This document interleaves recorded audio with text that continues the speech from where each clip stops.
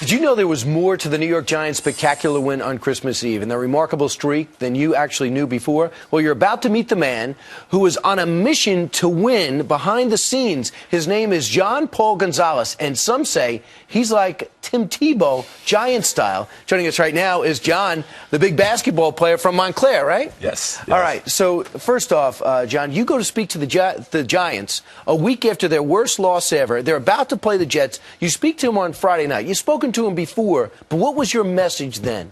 My message was basically about commitment and about being all in. You know, I feel that, we've been blessed with a lot of opportunities. God gives us opportunities wherever, with family, at work, in different situations, relationships. And a lot of times as men, it's easy to stay uncommitted. It's easy to just stay on the sidelines, to just say, well, I wasn't trying anyway. But in this situation, I said, it's a challenge. Let's be committed to wherever we're put, and give everything we have, almost like a poker player putting all his chips on the table, saying, I'm ready to win. I'm ready to sacrifice everything to get this. And you handed out poker chips to the entire team. Yeah.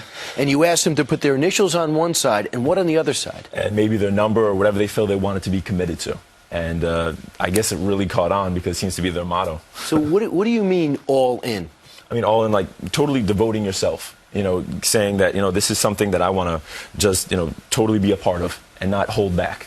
And, I think a lot of times we do hold back. The Giant chaplain was the one who scouted you and said, you got to go speak to some of these players. You're a college player. Most of these people are your age, and they're gone pro.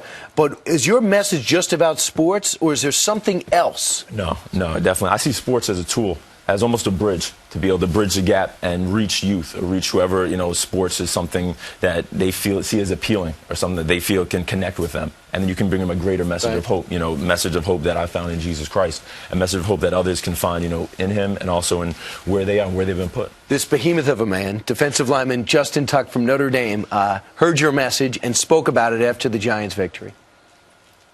Went to chapel last night and our speaker talked about all in.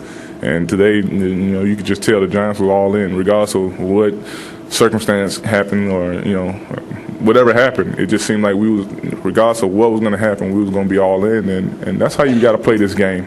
Even Antrell Roll, someone who's very critical of the team, said, I'm all in. I'm the guy. So that way you hear that. Things have certainly changed for you. But you didn't do this to be famous. You were speaking to kids in prison.